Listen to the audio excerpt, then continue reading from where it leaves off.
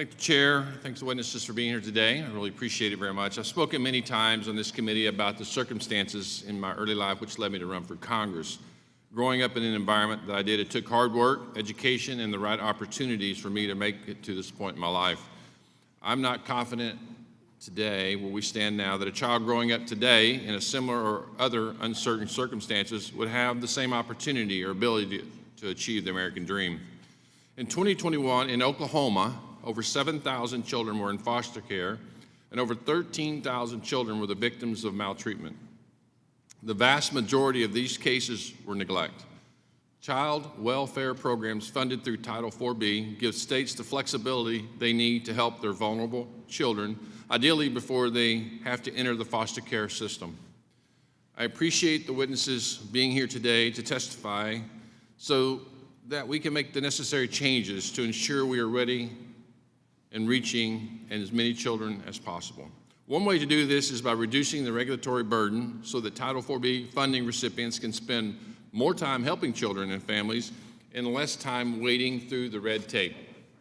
Right now, child welfare payments are made to tribes through two different funding allocations. One of this goes through states rather than directly to the tribal grantees, an outdated and fragmented system that needs to be updated.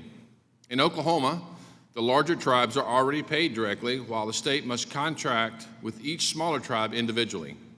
This process involves determining which tribes are eligible, creating contracts with eligible tribes based on the scope of their child welfare work, facilitating tribes' claims, and issuing reimbursement. The current process is slow and burdensome for both parties, while impacted children are waiting on much-needed help. This is why I'm working on legislation to modernize this funding structure by allowing Indian tribes to be paid directly without decreasing funds to the states. Mr. Geen, you mentioned in your testimony that there is a widespread support for reducing the administrative burden associated with federal funding, particularly for tribes.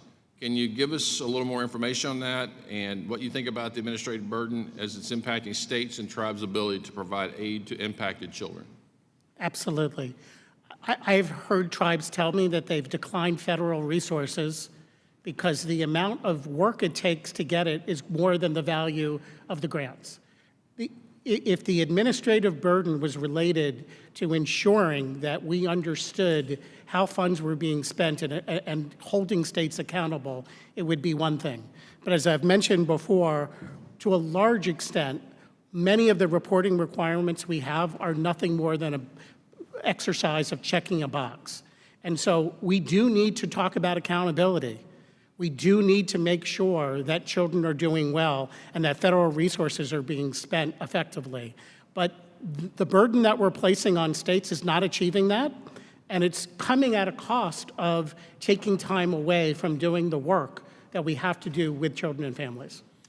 I appreciate that response. What do you see as the policy solution to alleviate the burden, and do you think allowing direct funding to tribes would help mitigate this problem? I have certainly heard from tribal experts that that is something they are seeking, so I will defer to their knowledge and suggest that that seems to be in line with what they want. So you don't have any direct solutions at this moment to share? Again, I would take a look at all of the reporting requirements and say, what is this getting us? Is this really assuring us that we're doing well by these children, or is it making us feel good that we are getting a report or something signed that suggests something is being done? I appreciate your response. It makes me think of a particular member of Congress that often asks us about the work we do here. Are we doing good? Or are we just feeling good? So I really appreciate it. I yield back. Thank you.